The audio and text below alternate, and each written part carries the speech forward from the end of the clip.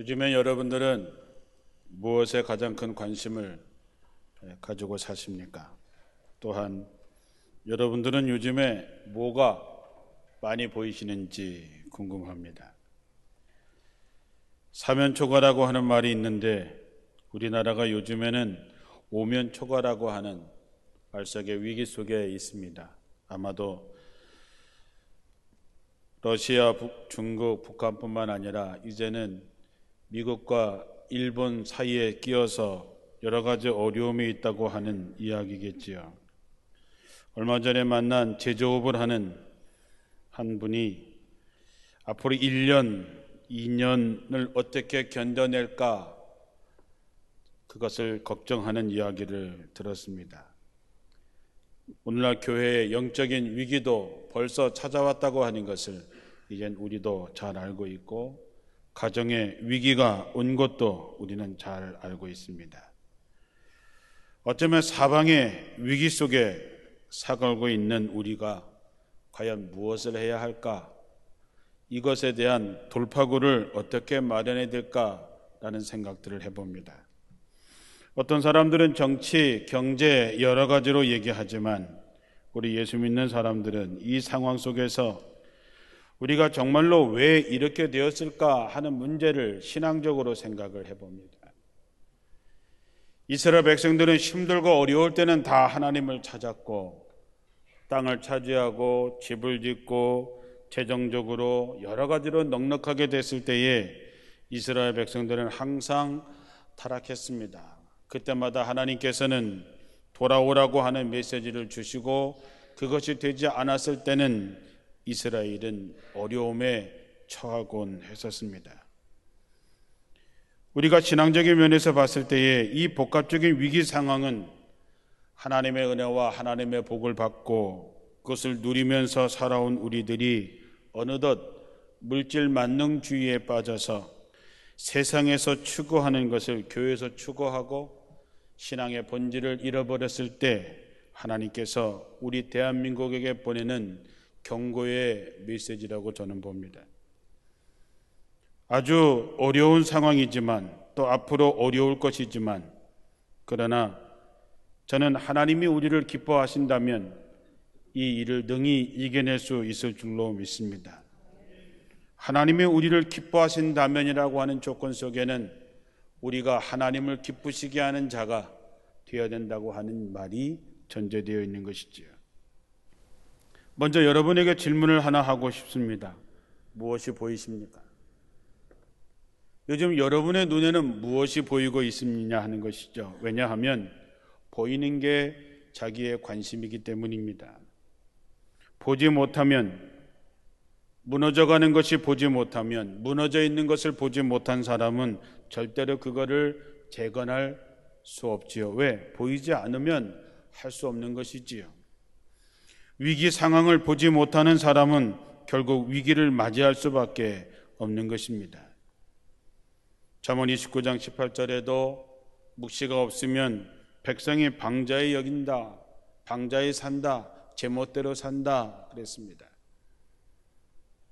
내가 꿈이 있느냐라고 하는 것이죠. 내 비전이 있느냐라고 하는 것이죠.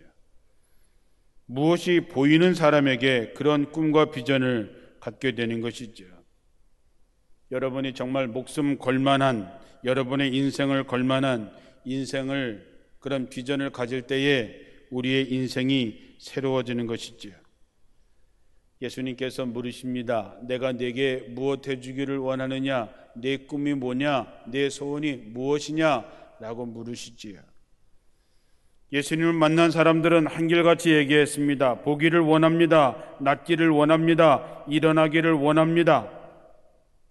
예수님께서 말씀하십니다. 내 소원대로 되리라. 내 꿈대로 되리라. 내 비전대로 되리라 말씀했습니다.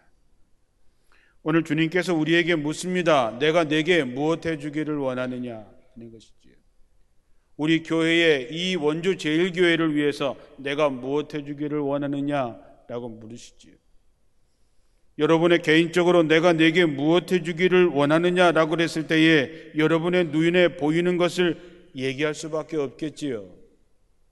그래서 여러분의 눈이 열려지기를 주님의 이름으로 축원합니다. 그래서 여러분이 갖고 있는 것, 여러분이 갖고 있는 문제가 회복되기를 원합니다. 다시 재건되기를 원합니다. 다시 일어서기를 원합니다. 내가 눈에 보기를 원합니다. 주님께서 내 소원대로 되리라 라고 우리에게 은혜를 주실 때에 여러분의 비전이 이루어지기를 주님의 이름으로 축원합니다. 사람들은 모두 시간이 지나면 변화되어 가는 사람과 변질되어 가는 사람이 있습니다. 세상의 역사는 태어나고 자라고 최고조에 오른 다음에 쇠퇴하고 사라지게 되어 있습니다. 세상의 그 어떤 것도 그것에서 예외될 수는 없습니다. 교회도 마찬가지입니다. 하나님의 교회는 영원한 것이지만 사람이 세운 교회들도 태어나고 성장하고 자라고 정점을 찍고 쇠퇴하고 사라져버리는 것이지요. 우리 교회도 예외는 아닐 것입니다. 여러분의 가정도 여러분의 사업도 마찬가지입니다. 여러분의 살아가는 삶도 마찬가지입니다. 시간이 오래 지나서 영원한 것은 아무것도 없습니다. 그러나 그것을 가져갈 수 있는, 영원히 갈 수 있는 방법은 단 하나, 변화되어 가는 것입니다. 끊임없이 변화되어 가는 것이지요. 끊임없이 변화되어 가는 사람, 변화되어 가는 교회, 변화되어 가는 세상은 쇠퇴하지 않습니다. 그러나 대부분의 사람들은 변질되어 갑니다. 썩어져 가는 것이지요. 늙어가는 것이고 병들어 가는 것이지요.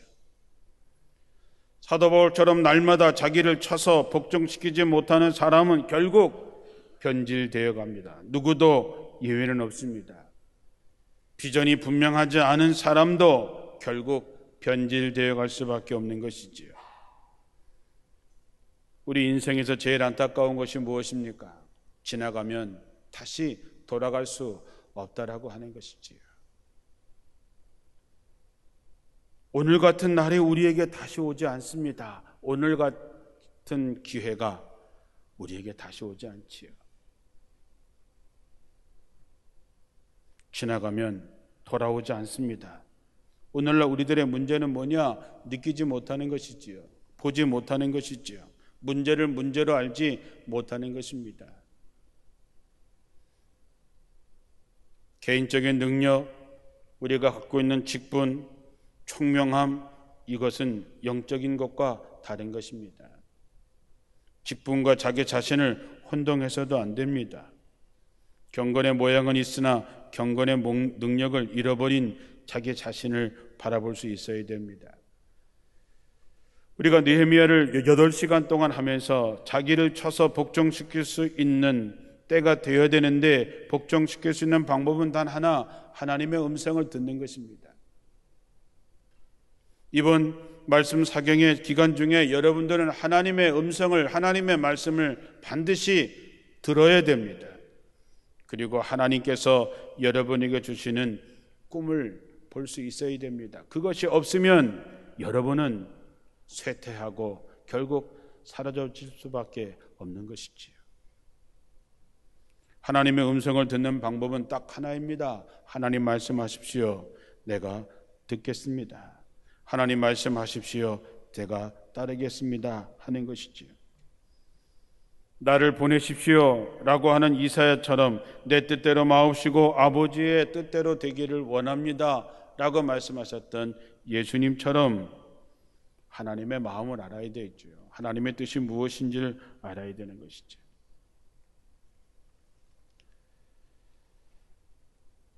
늘 여러분에게 묻는 질문이 있지요. 행복하십니까?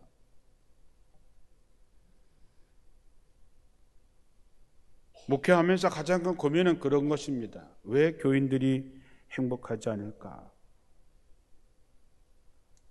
도대체 무엇이 잘못됐길래 교인들이 행복하지 않을까? 우리가 예수를 믿고 하나님에게 영원한 생명을 얻은 사람, 천국의 백성이 됐다면 그것만 가지고도 아무것도 없어도 하나님만을 인하여 기뻐할 수 있다라고 고백했던 이 하박국 선지자의 이 고백이 왜 우리의 고백이 되지 못할까? 우리가 예수 믿는다는 것은 성령 가운데 있다는 것이고, 성령 충만하다면 분명히 우리에게 생명의 기운이 넘쳐야 되고 행복해야 하는데 왜 행복하지 않을까? 예수의 생명을 갖고 있는 교회들이 왜 이렇게 어려울까? 왜 이렇게 싸울까? 왜 이렇게 점점 쇠퇴한다는 말을 들어야 될 거 아닌 것이죠. 그것은 우리의 실제는 성령과 함께하지 않는 것이지요. 우리에게 실제는 생명력을 잃어버렸다는 데 문제가 있는 것이지요. 베드로와 요한이 새우 3시에 기도하러 성전에 올라가고 있을 때에 한 거지가 베드로에게 동냥을 하게 됐습니다. 나면서부터 안진병이었다 그랬습니다. 그는 태어나서 단 한 번도 걸어본 적이 없는 사람입니다. 그래서 그는 구걸하면서 살아갈 수밖에 없었겠지요. 베드로가 그를 보면서 그렇게 얘기합니다. 은과 금은 내게 없지만 내가 있는 것을 내게 주노니 나사렛 예수 이름으로 일어나 걸으라 했을 때에 그가 즉시 일어나 걷기도 하고 뛰기도 했다 그랬습니다. 여러분, 예전에는 은과 금은 없었습니다. 원주 제일교회도 그 옛날 100년 전, 30년 전, 40년 전, 50년 전, 지금보다 훨씬 은과 금은 없었지만 그러나 그때는 예수의 능력이 나타났었습니다. 은과 금은 없지만 내게 있는 것, 나사렛 예수의 이름으로 일어나 걸으라고 했던 그 능력이 초대교회는 있었습니다. 오늘날 한국교회, 우리 교회는 은과 금은 있지만 예수의 능력을 잃어버린 것이지요. 예수의 능력을 잃어버린 우리에게는 희망이 과연 있을까요? 앞을 내다보는 것, 우리가 앞으로 어떻게 될 것인가? 내 사업이 어떻게 될 것인가? 내 자녀들이, 내 손주들이 어떻게 될 것인가 하는 것을 미리 아는 것은 어렵지요. 그리고 또한 진실을 아는 것, 사실을 아는 것은 사실은 두렵고 떨릴 수밖에 없습니다. 그러나 우리는 근본적인 문제를 직시해야 되는 것이지요. 지금 뭐가 문제인지를 볼 수 있어야 되는 것이죠.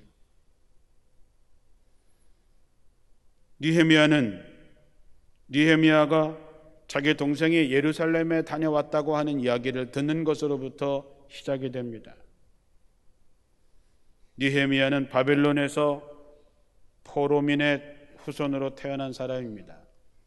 예루살렘을 한 번도 가본 적도 없는 사람이고 본 적도 없는 사람이죠. 바벨론에서 태어났는데 뜻밖에도 아주 출세한 사람이었습니다. 그에게 어떤 능력이 있었는지 자세히 나오고 있지는 않지만 그러나 왕의 술을 맡은 관원이라 그랬습니다.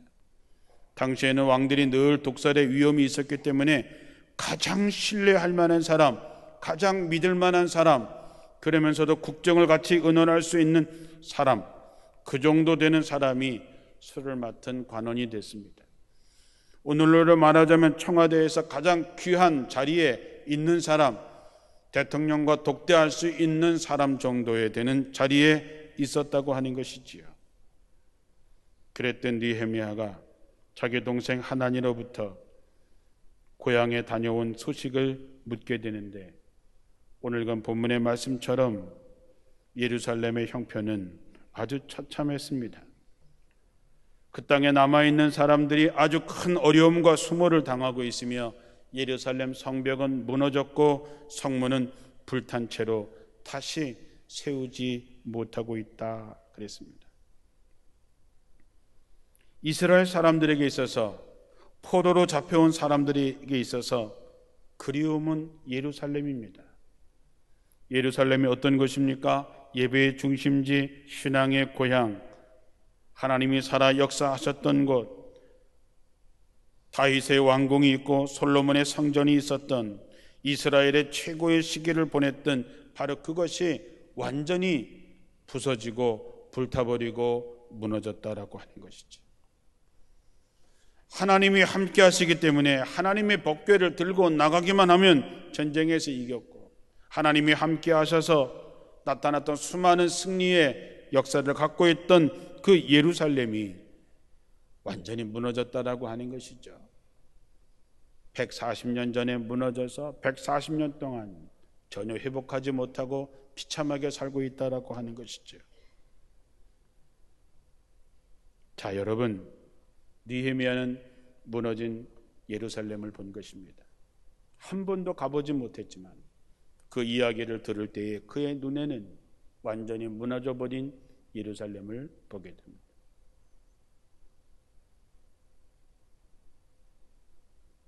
지금 여러분의 눈에는 무엇이 보이십니까? 우리 주변에 얼마나 많은 신앙의 성벽들이 무너져가고 있습니다. 여러분의 가정은 온전하십니까? 우리 교회는 온전합니까? 이 나라와 민족은 온전할 것 같습니까? 우리의 현실이 지금 어떠한지 무너져 내리고 있는 많은 것들을 보고 있을 텐데, 정말 간절히 바라는 것은 느헤미야처럼 그 상황이 실제적으로 보여야 된다라고 하는 것입니다. 나만 아니면 되지, 나만 이 정도면 되지, 나만 이렇게 출세하면 되지, 아닙니다. 보여야 되지요. 이번 사경의 기간 동안, 부흥의 기간 동안 여러분의 눈에 분명히 보여지기를 주님의 이름으로 축원합니다. 안 보이면 보여달라고 기도하십시오. 하나님, 내가 지금 봐야 할 것, 우리 가정의 문제, 자녀의 문제, 교회의 문제, 우리 속회의 문제, 내 신앙의 문제, 이 나라와 민족의 문제를 보게 해달라고 기도하십시오. 엠마오로 가던 두 제자의 이야기 잘 아시지요? 그들은 예수님과 함께 길을 걷고 있었지만 예수님인 줄 알아보지 못했다 그랬습니다. 31절에 가면 저들이 예수님의 알아보기 시작하는데 눈이 밝아져서 이렇게 나옵니다. 눈이 밝아지니까 예수님을 바라보았다 그랬습니다. 예루살렘이 보이니까 느헤미야는 이 말을 듣고 주저앉아 울다가 며칠 동안 슬퍼하고 금식하며 하나님께 기도했다 그랬습니다. 마음이 찢어지니까 주저앉을 수밖에 없는 거죠. 온 몸으로 느꼈다고 하는 것이지요. 그리고 그는 슬퍼하며 금식하며 하나님 앞에 기도했다 했습니다. 붕해를 시작하면서 저는 여러분들의 마음에 꼭 보이기를 주님의 이름으로 축원합니다. 보이면 눈물이 흘리는 것이지요. 여러분의 가정을 생각해서 울고, 우리 아이들을 생각해서 울고, 우리 교회를 생각해서 울고, 내 남편과 부모를 생각해서 울고, 이웃을 생각해서 울고, 이 나라를 생각해서 울고, 저 북한 동포를 생각하면서 울고, 무너져 내리는 모든 것을 보면서 울 수 있는 여러분들이 되시기를 주님의 이름으로 축원합니다. 운다고 역사가 달라지는 것은 아니지만, 그러나 내가 울면서 하는 기도가 기적이 시작되는 것입니다. 우리가 느헤미야의 결론적인 면에서 140년 동안이나 무너져 있던 예루살렘 성벽을 정말로 악조건 속에서 52일 만에 성벽을 재건할 수 있었던 바로 그 기적은 느헤미야 한 사람이 주저앉아서 금식하며 기도했던 그 눈물의 기도에서부터 시작됐다고 하는 것이죠. 여러분이 이번 집회 기간 동안에 눈에 보여서 안타까워서 누군가를 위해서 슬퍼하며 금식하며 기도할 때에 여러분의 그 눈물의 기도가 그것이 회복되는 기적의 씨앗이 될 줄로 믿습니다. 느헤미야는 이 비밀을 안 사람입니다.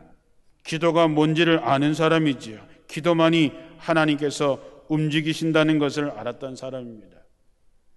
그래서 그는 금식하며 울며 기도했던 것이죠.